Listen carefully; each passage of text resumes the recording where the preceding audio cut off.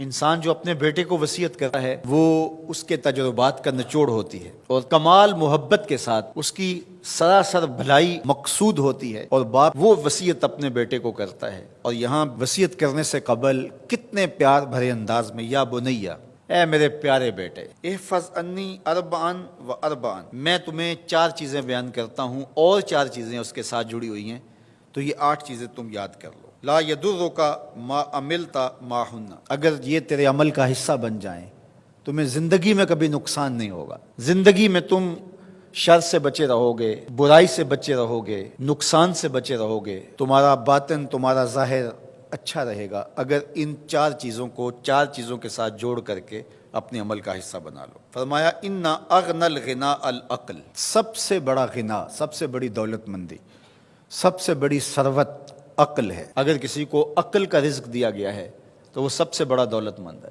اگر اس کے پاس مال و متاع بہت سارے ہیں لیکن بے وقوف ہے تو وہ دولت مندی نہیں ہے۔ وَأَكْبَرُ الْفَقْرِ الْحُمْقُ، اور سب سے بڑا فقر اور سب سے بڑی محتاجی جہالت ہے۔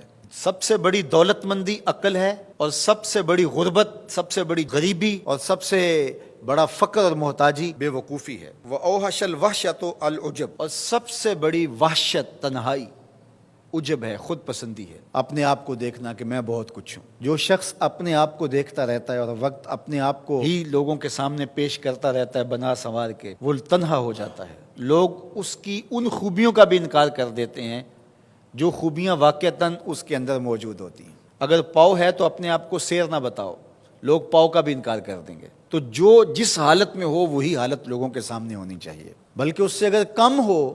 شیخ سعدی نے ایک بڑی خوبصورت بات لکھی کہ تم برے ہو لوگ تجھے نیک سمجھیں یہ بری بات ہے، لیکن تم نیک ہو اور لوگ تجھے برا سمجھیں تو کوئی فرق نہیں پڑتا، تم اللہ کی نظر میں نیک ہو۔ اس لیے تم اگر سیر ہو اور لوگ تمہیں پاؤ سمجھے تو کوئی فرق نہیں پڑتا، لیکن اگر تم اپنے آپ کو پیش کر رہے ہو تو لوگ تمہاری اس حیثیت کا بھی انکار کر دیں گے جو تمہیں حاصل ہے۔ وَأَكْرَمُ الْحَسَبِ حُسْنُ الْخُلُقِ، سب سے اچھا جو حسب و نسب ہے وہ کیا ہے؟ میں فلاں ہوتا ہوں، میں فلاں ہوتا ہوں، میں فلاں کا بیٹا ہوں، فلاں قبیلے سے میرا تعلق ہے، میرا باپ بڑا امیر کبیر تھا۔ اپنا حسب نامہ اس طرح لوگ پیش کرتے ہیں، مجھے جانتے ہو کہ میں فلاں ابن فلاں ہوں۔ سیدنا علی المرتضیٰ فرماتے ہیں بہترین جو حسب ہے جو آپ پیش کرتے ہیں وہ کیا ہے؟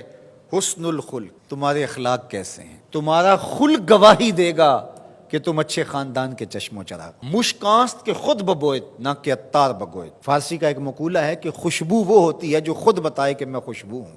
خوشبو بیچنے والا بتاتا پھر ذرا سونگ کے دیکھیے یہ بڑی اچھی خوشبو ہے، ذرا سونگیے، کہا یہ بتانے کی ضرورت نہیں۔ حضرت علی المرتضیٰ فرماتے ہیں تمہارے خلق کی خوشبو سے لوگ سمجھ جائیں گے یہ کون ہے، تمہارے اخلاق اتنے اچھے ہوں کہ لوگ پہچان جائے تم کون ہے۔ تو بہترین حسب و نسب کیا ہے؟ اپنے بیٹے حضرت امام حسن رضی اللہ تعالیٰ عنہ کو بتا رہے ہیں، مجھے بتائیے امام حسن سے بہتر نسب اور حسب کس کا ہو سکتا ہے؟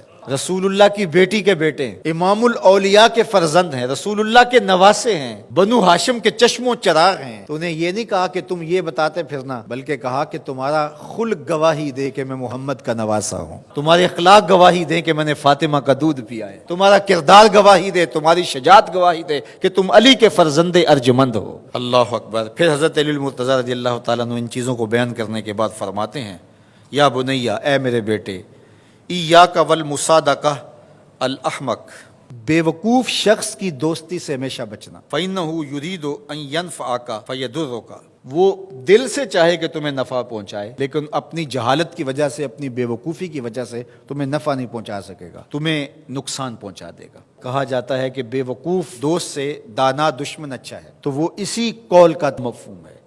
آپ نے اپنے بیٹے حسن کو یہ نصیحت کی، یہ نصیحت پلے باندھنے، اور کبھی بھی جاہل اور بے وقوف سے دوستی نہ رکھیں، اس سے رویہ اچھا رکھیں، سلوک اچھا کریں، اس کے لیے خیر کا ذریعہ بنیں آپ۔ یہ مطلب نہیں کہ بے وقوف کو آپ سلام بھی نہ کریں، لیکن دوستی، اعتماد آپ اس پہ نہیں کر سکتے۔ وَإِيَّاكَ وَمُصَادِقَةَ الْبَخِيلِ، اور بخیل سے کبھی بھی دوستی نہ لگانا۔ فَإِنَّهُ يَبْعُدُ عَنْكَ أَحْوَجَ مَا تَكُونُ إِلَيْهِ، اس لیے کہ جب تجھے انتہائی ضرورت کا وقت آئے گا تو وہ تجھ سے دور ہٹ جائے گا، اور تو اس پہ توقع لگائے ہوئے ہوگا کہ میرا دوست ہے اور اوکھے ویلے میرے کام آئے گا، لیکن اوکھے ویلے وہ کام نہیں آئے گا۔ تو بخیل سے دوستی کا رب نہیں رکھنا۔ وَإِيَّاكَ وَمُصَادَقَةَ الْفَاجِرِ، بدکار شخص سے کبھی دوستی نہ رکھ، برے شخص سے کبھی دوستی کا رشتہ نہ جوڑنا۔ فَإِنَّهُ يَبِيعُكَ بِالطَّافَةِ، جو فاسق و فاجر ہے، برا شخص ہے، بدکار ہے، اس سے دوستی نہ رکھنا، اس لیے کہ وہ بہت تھوڑی قیمت میں تجھے بیچ دے گا۔ اور آخری بات، وَإِيَّاكَ وَمُصَادَقَةَ الْكَذَّابِ، جھوٹے آدمیوں سے کبھی دوست نہیں رکھنا۔ فَإِنَّهُ كَالسَّرَابِ يُقَرِّبُ عَلَيْكَ الْبَعِيدَ وَيُبْعِدُ عَلَيْكَ الْقَرِيبَ، وہ بعید کو تجھے قریب دکھائے گا، قریب کو تجھے بعید دکھائے گا۔ جو چیز قریب ہوتی ہے، جو سراب ہوتا ہے تو دور سے پانی دکھائی دیتا ہے، لیکن جب قریب جا کے دیکھتے ہیں تو سراب ہوتا ہے، پانی نہیں ہوتا۔